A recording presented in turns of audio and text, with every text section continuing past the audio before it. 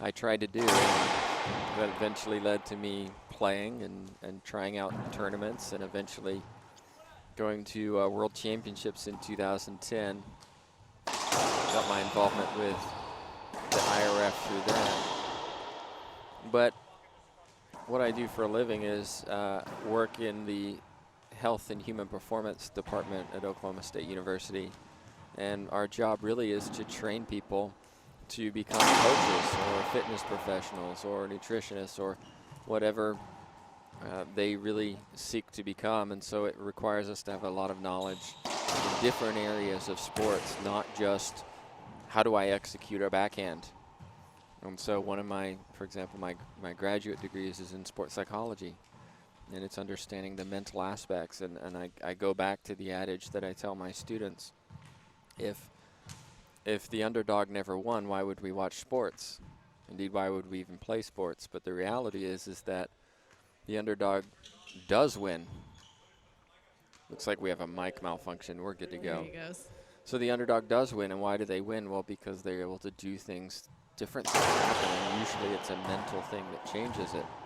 And so I tell them, if you can't control your head, the rest of it, it doesn't matter how much you train it, it doesn't work. It's true.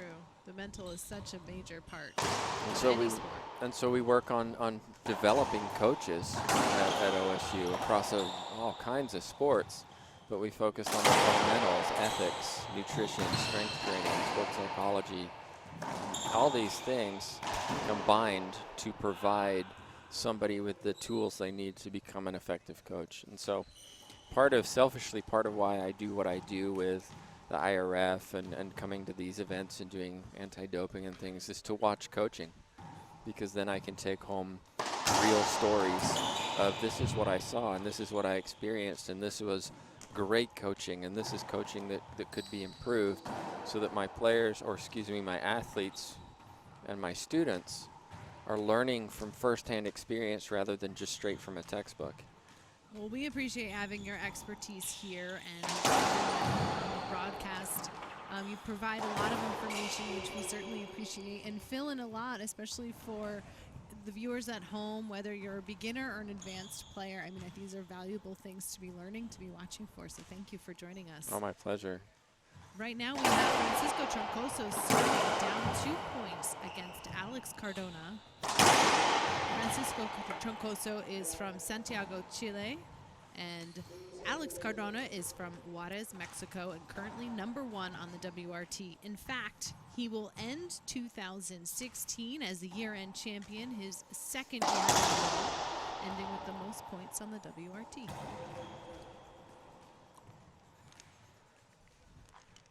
Cardona is an interesting player to watch because he's not that emotional. He rarely gets out of control. He rarely gets upset. The odd times he'll smile at a referee on a bad call, supposed bad call. But he stays very much in control of himself and his emotions. He's a very hard hitter. And a lot of players struggle to control his power. I think you've mentioned before with his background in bodybuilding. He's very strong. And so he played internationally as a junior, won world titles. So he's been around for a long time, and that's transitioned to the professional tour where he's really been fairly uncontested this year for him, controlling his destiny as the WRT #1. Yeah, one thing that I think is interesting is how in the last 5 events we've had all different champions, and so that's something that we've seen different in 2016. Alex Cardona dominated at certain points during the year. Certainly he did in 2015. He's the only player to date to win back-to-back events. He did that in Atlanta and Sarasota in 2015. But now I think we're starting to see a bit of shift change. We've seen that in the player rankings, and starting to put a little bit more pressure on a player like Alex Cardona, who, you know, is usually contended by like Polo Gutierrez, who has been the #1 on the WRT before, but who is out due to an injury right now. We hope to see Polo Gutierrez back on the tour, but nice to see pressure coming from some of those younger players who are winning events like Jaime Martel, Andre Perea, Rodrigo Montoya, the last 3 championships. Right. And so if somebody like Cardona doesn't really have a true rival, and he did a couple of years ago with Polo, he you can sometimes get a little complacent. And oh, I'm there, I'm at the top, and maybe you don't work as hard. You enjoy the fruits of your labor, so to speak, rather than pushing on and trying to stay there. And sometimes maybe during this season, oh, he's doing, I'm doing fine. Maybe you training slacks off a little bit. Maybe my diet slacks a little bit. And then you find yourself in a situation where you're not dominating like you were. So it's actually, in some ways, good for Cardona because it's pushing him to maybe, I got to stay on top of this. And when 2 players, and we see this a lot in tennis, you'll see 2 players rival each other and fight each other for supremacy. It makes both players better. It does, right? Like that competition really drives you as well. And I think Alex has never felt that target on his back. I ask him that all the time. Do you ever feel like players are, after you and that sort of thing? And he keeps that kind of cool mentality off the court as well. I mentioned that he was a bodybuilder before he got into racquetball. And so I think he's trying to find what works for him in terms of racquetball training and working on that racquetball training. I say before he got into racquetball because after his junior career that you were talking about, he couldn't play on the professional tour. He couldn't get to those events, and he's part of the inspiration behind the creation of the World Racquetball Tour. Pablo Fatje said, hey, Cardona, if I create a place for you to play, would you come out and play? And Cardona said, absolutely. He dropped bodybuilding, and he's been on the Pro Tour ever since.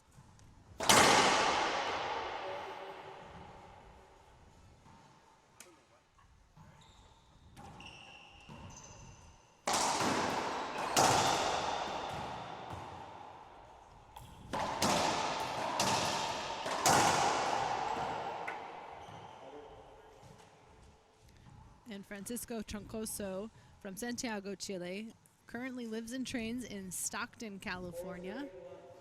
And he also plays for Team Chile when they go out to the international events like the IRF World Championship and the American Racquetball Championship. A very good player in his own right, but we haven't seen him make a breakthrough. I feel like he's close. He's been now making more quarterfinals than I'd like to see. He's capable, but he can't put it all together in one complete run of matches. And you'll see as well, I talked to him yesterday, he's always been an emotional player. And he's calmed down a lot over the last year or so, maybe 2 years. But even so, you'll still see him quite emotional on the court. And there's a little example. Yeah, a couple points now in a row for Alex Cardona. It's 6-1. And Cardona puts pressure with his power. He's forcing players to react rather than forcing Cardona to react, and it's difficult.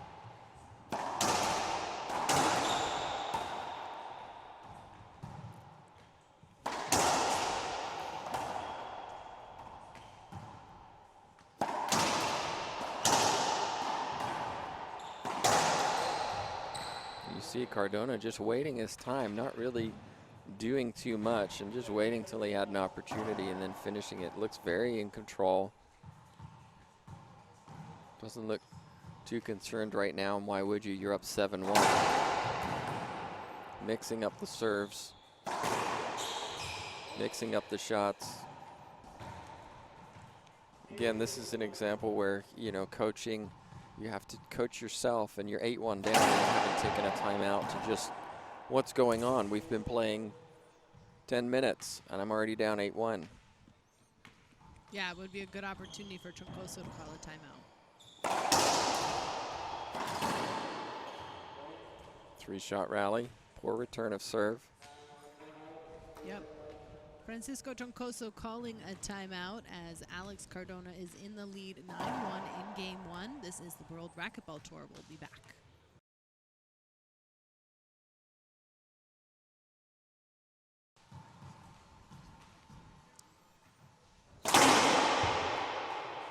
Alex Cardona, definitely one of the most powerful players on the WRT. And he has a very powerful drive serve.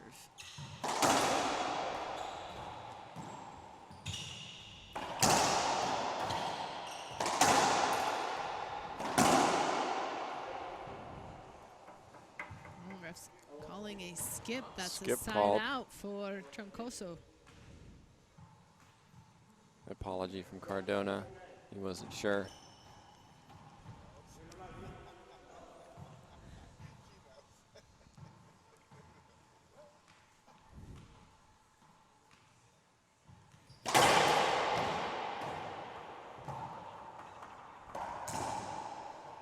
Second serve for Troncoso.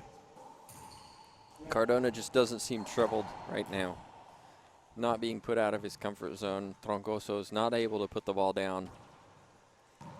Really, Cardona's the one dictating play. That was absurd.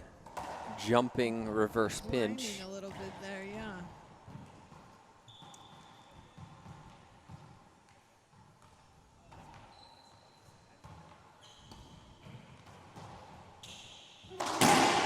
There's power down the backhand side. Nice power play from Cardona, 10-1.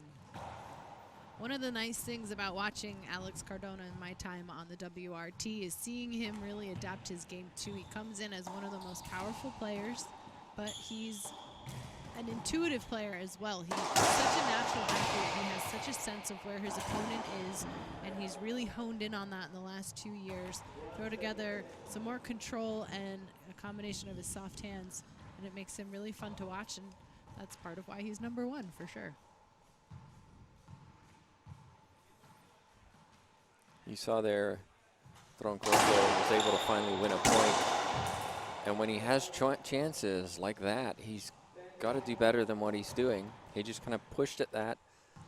Yeah, the ball's coming at you a little quicker than you're used to. But you're playing against the WRT #1. You have to take your opportunities when they come because you're not going to get too many. And there's a great example of Cardona. Troncoso didn't do too much wrong there, but Cardona hit it back harder than it came at him. Cross court, he's up 11-1. He's cruising right now. Unless Troncoso does something different, this is going to be a very short quarterfinal.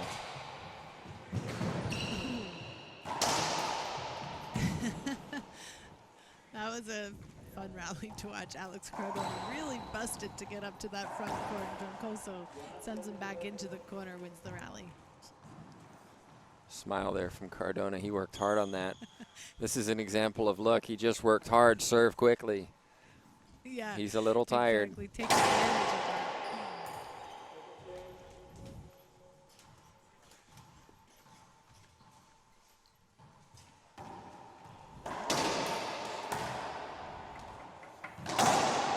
So there you go. There's a double fault, and it's a mental error.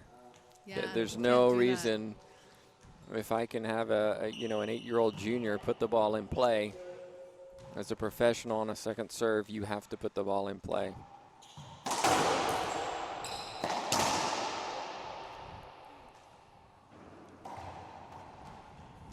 that. 12 serves, 1.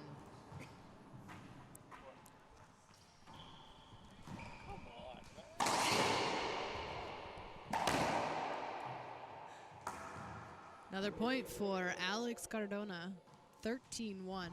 It's just a huge skip from the Chilean. That's better. But for every one of those he hits 5 poor ones. And I'm not sure what's going on because he didn't play like this last night. Yes, he's the underdog, but sometimes that can kind of free you up to play. Right. Work that to your advantage. You have nothing to lose, so go take your shots. And right now, everything's not working. He just doesn't seem there. Right, he's not playing to his game right now. We've seen him play much more solid. It's just wild right now. Maybe it's some of the nerves from this first game as well. See if he can pick up some momentum.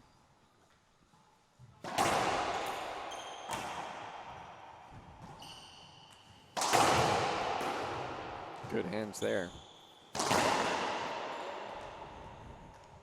14-1. It's now game point for Alex Cardona.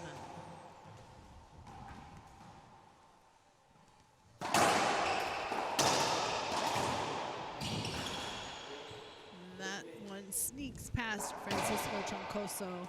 Alex Cardona wins game 1, 15-1. We'll be back with game 2 to see if Troncoso can turn it up a notch. Don't go anywhere. This is the World Racquetball Tour.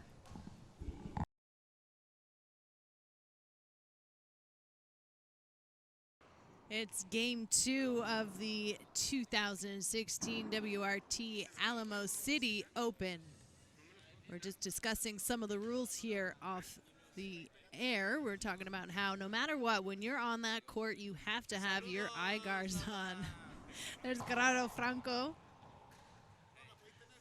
weighing in on the mic a little bit. We have Francisco Troncoso now stepping back out onto the court, representing for Team Chile against Alex Cardona. Let's see if Troncoso can get back to playing his game. We've seen him play very solid racquetball. He's gotten out some of the nerves from playing against #1 Alex Cardona. And it would be interesting if we could ask him whether it's nerves or whether it's just kind of that self-fulfilling prophecy of, oh, I'm going in, I'm playing the best player on paper the entire year, never beaten him, I'm probably not going to beat him again. So, and it's just that, I mean, that's what self-fulfilling prophecy is that idea that as an underdog, I can't win. It didn't seem appropriate to ask him that in between games. No. Maybe. No. But that is something I know players have felt the pressure. We've seen Alex Cardona go up against Paulo Gutierrez the first time Gutierrez came back after injury in 2015, and Cardona just had that kind of thing happening, which was like, this is Gutierrez. He's, you know, he should be the winner, or, you know, playing with more respect because he was, you know, has more experience. So you're right. It's definitely a Well, that's unlucky. Hit the glass on the back and skidded forward. So he's talking to the glass on the left side. He needs to focus on what he needs to do, which is return this serve well. Yeah, kind of move on to the next point.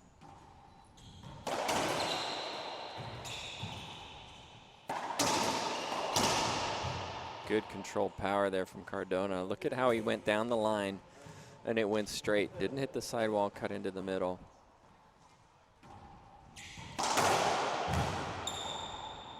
Troncoso, beautiful forehand pinch. When he gets a setup, he does well.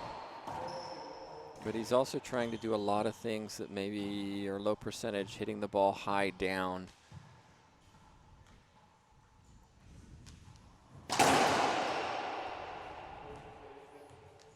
What you want to do in these situations, Laura, is play your game.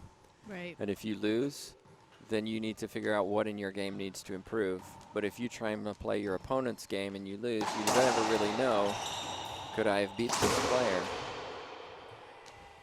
It's just tremendous power and control from Cardona.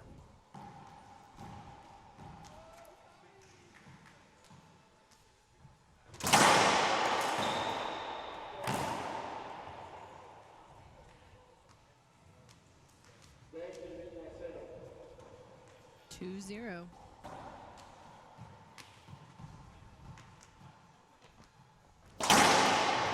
Great serve from Cardona. Good defense again, Cardona. Troncoso's just pushing the ball back. You can see 2 examples right there. And again, he's got to do more. Ooh. And in the end, all that effort, all that defense, Cardona is just a little too good to skip a ball. Yeah. I have a question in regards to serving. We see a lot of players going for the drive serve. Drive serve is kind of that glory serve, right? You think you're going to get an ace. But if you don't have the power, is it effective to stick with the drive serve? Can you be more effective with other serving? What do you think? Yeah. The drive serve is that idea of getting the advantage because you're hitting it hard enough that your opponent doesn't have enough time to react appropriately. So you're trying to get that poor return. Yeah, if you get an ace, Landa, we saw it, got it twice to get 2. It was 13-13, boom, you've won. So sometimes it really does help. But it also punishes you if you hit it poorly. because as you see, especially with Troncoso, he hits the drive serve. He hits a lot of them short, and so he's spending all that energy trying to hit that drive serve as hard as he can. And then if he hits it long, it's coming off the back wall. And it's exactly what you want as a receiver, to be in the middle of the court with the ball coming off the back wall. I can do whatever I want with it. And so when it used to be one serve rule, you saw a lot more lob serving, a lot more Z serves. People were a little bit more creative with the serve. And then when it switched to two serve, at least I'm speaking here with the IRF, right. we'd see a lot more drive serving now. And if you don't have a good drive serve, Cardona does, it can be really, I don't know what the word is here, but disservice to you as a player, because you're spending all that energy and then you're hitting a poor serve. Whereas a lob serve, as you can see, Cardona's practicing his down the right side. A lob serve can be just as effective, and we see some players, especially at the World Championships, who will lob serve because Right. they know they're experienced that just because you hit it slow doesn't mean it can't be hard to return. Yeah, I think there's still a lot of effective serving. And that's what I like to see when players switch it up. You were talking earlier about how sometimes when opponents haven't faced each other, they're trying to find what works against your opponent. And so it is interesting when you start mixing up the serves to find out how are you going to trip up this player. And for me, not that I'm playing Cardona, fortunately I don't have to, but if I'm playing Cardona, I wouldn't be hitting drive serves because he's comfortable down there. He likes to play the power game. So let's make it a little bit higher, a little bit slower, and see what he can do when he's having to hit up and down as opposed to straight in. And so hit some angles, take away the straight shots, try some high lob Zs, those kinds of things, because you want him to be in a position where he doesn't normally see that. He's used to seeing everybody just drive serve at him, and so that's what he's familiar with. And so you're absolutely right. There can be advantages to trying out lob serves and Z serves, or like the jam serve you've talked about. I like watching. I like watching that. I don't like receiving that. It's really hard to return because you're not used to returning it. It's a good timeout for Francisco Troncoso. He gets the side out that he's looking for, and now an opportunity to step into the box. Let's see what kind of serve he chooses to go with. So we saw when Montoya played earlier against Bobby Horn, Montoya was hitting lob serves, and Bobby didn't know what to do with it. Sometimes he went to the ceiling, sometimes he tried to attack it, and it caused him some confusion, and it was to his forehand, which you wouldn't necessarily expect. There's a bit better from Troncoso, controlling the middle. Well, yeah, he switched it up to the Z serve, and then he kept Cardona moving from corner to corner, and he gets a point out of it. Well played, Troncoso.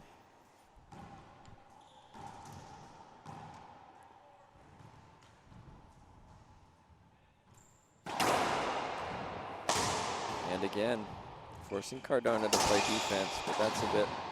Ooh, He got away with it. Forces a skip, I think, too.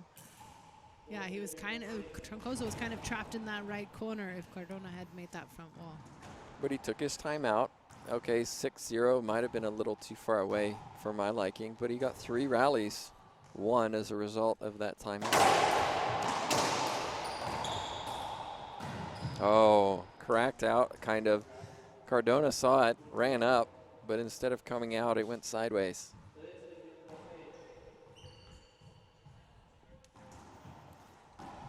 Now 4 rallies, 1 in a row for Troncoso after that timeout. 3 points earned, it's 3 serving 6.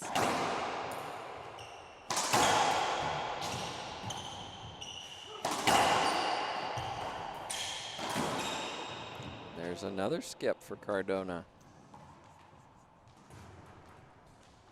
Yeah, from 0-6 to 4-6. Couple mistakes from Cardona too, but Troncoso keeps it moving around that court. Going back to the serves, Laura, as well, changing the pace of the serve. A lot of players, they just have one pace, which is hard. Oh, actually, I'll change that. They have two paces, hard and harder. And sometimes they forget that a soft serve that slows down can be effective as well, especially if somebody's looking for the hard serve.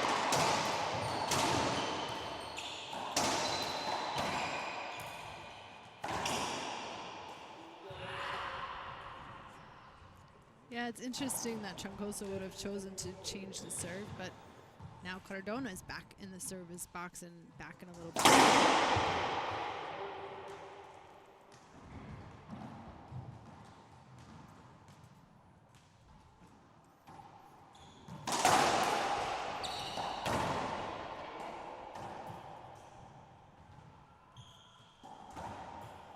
So a different start to game 2 as Troncoso digs his way back out and keeps the pressure on Cardona more in game 2.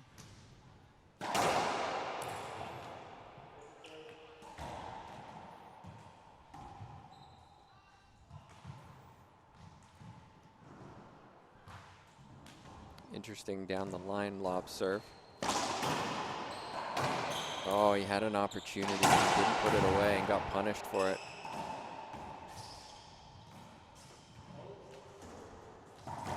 Still switching up that serve though. And had some trouble on these courts with the wet ball on that left side of the court. And one on the right. It is pouring and it's raining cats and dogs in San Antonio, Texas. We are here at the Thousand Oaks YMCA, who is hosting the 3rd annual Alamo City Open.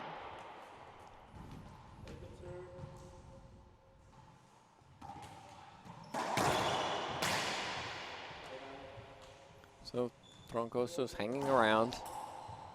He was down big, 6-0. It's now 4-7.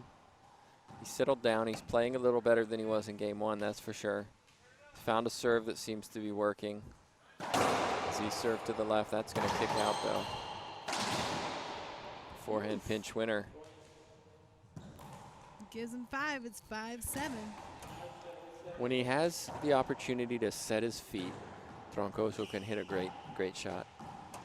The issue becomes when he's moving his feet. It gets a little wild, and so you'll see the balls coming off the back or just a bit loose. There's an example.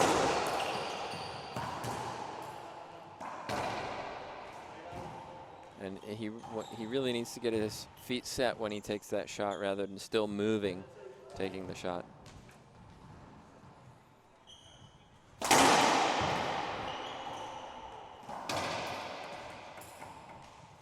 Got a second serve.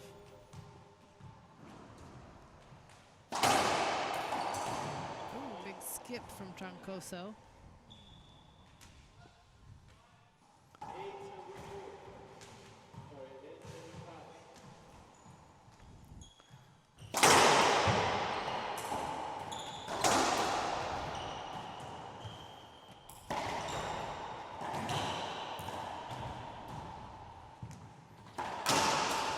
A good shot. This will give him a better look. Oh, wow. But Cardona read it, ran across. Good anticipation from him. Ran across and put it straight down the line. Yeah, that's one thing that Alex Cardona does well is anticipate and read his opponent, and so he gets to a lot of balls that way.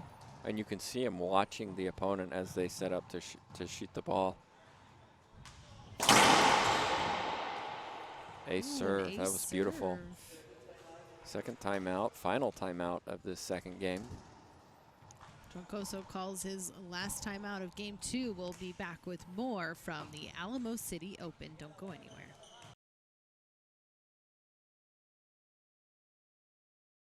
Oh yeah. Right now we have Alex Cardona leading over Francisco Troncoso, 9-5. Troncoso calling that timeout. Last time he called a timeout, he came back to win 5 rallies in a row and earn himself 4 points. It's exactly what he needs to do right now if he wants to tie it up to 9-9. A deep breath from him, you see. Cardona, excellent. Hits the corner.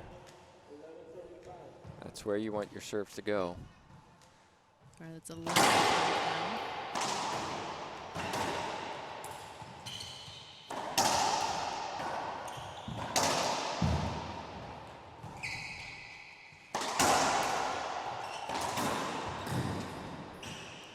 Troncoso keeps that one alive down the court. Still going. Good reaction. Cardona. Cross court pass, 2 bounces before the back wall.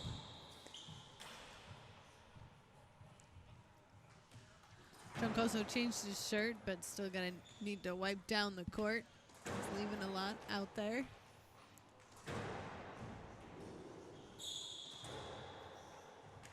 Don't forget, you can vote in the player awards by going to bit.ly/WRT awards. At the end of every year since last year, so every year since last year, folks, pay attention.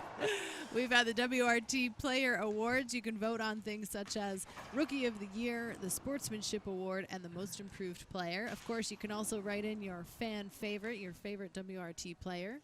And the year-end champion for 2016 has already been determined. It'll be Alex Cardona for the 2nd year in a row. So you guys can go and vote there.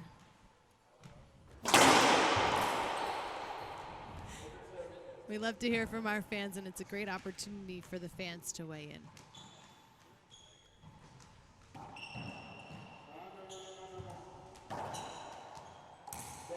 Ooh, double fault for Alex Cardona, who is disagreeing with the referee. Our referee is Gerardo Franco.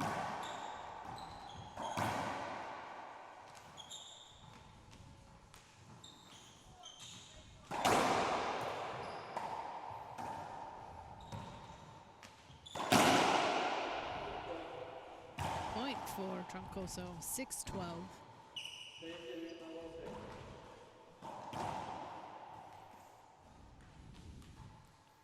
He's doing much better in the 2nd game. Oh, that should be a 2nd serve.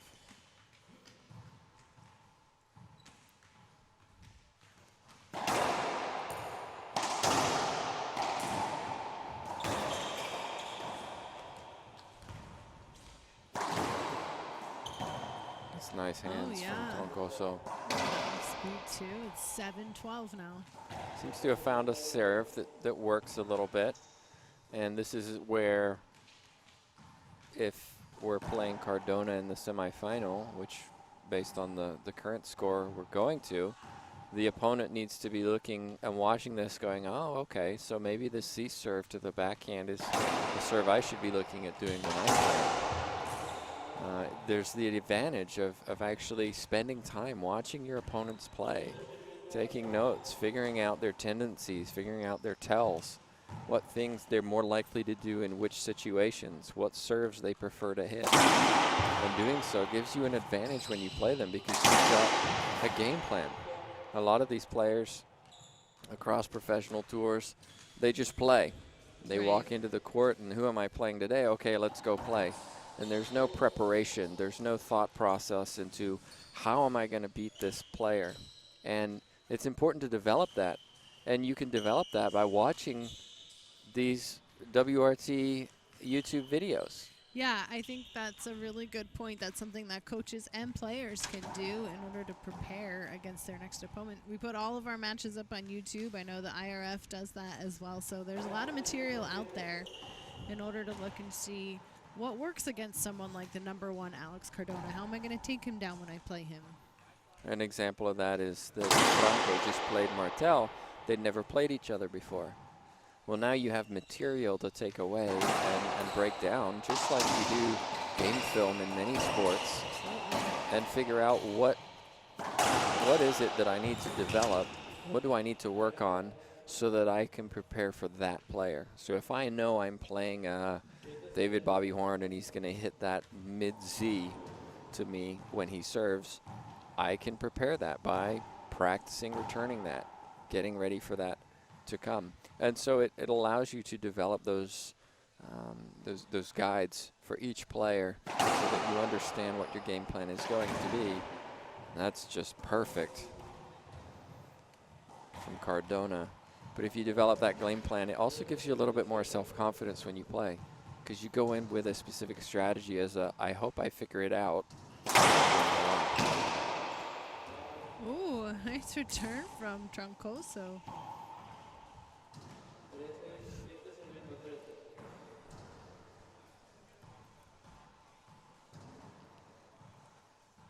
Sticking with the Z. Why not? It's keeping you somewhat in the second game. But you got to do better than that. And the momentum is all in Cardona's favor. He's the one dictating play. Troncoso is fighting it. Yeah, and Troncoso's doing a much better job in game 2, switching things up, finding what works against Cardona, and playing more to his game to keep himself more in game 2 right now.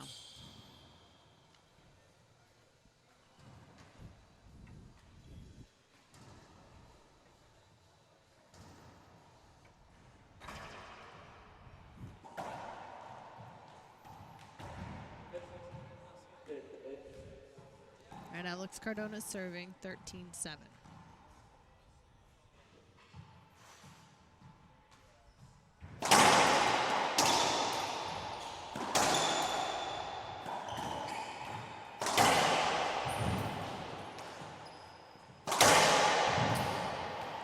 Great example, Laura. Cardona dictating. Troncoso playing defense over and over and over, and eventually finding himself match point down, 14-7. It's mentally just exhausting in that position because you never feel like you're in a match. Right. Second serve. No? Oh, okay. I heard no.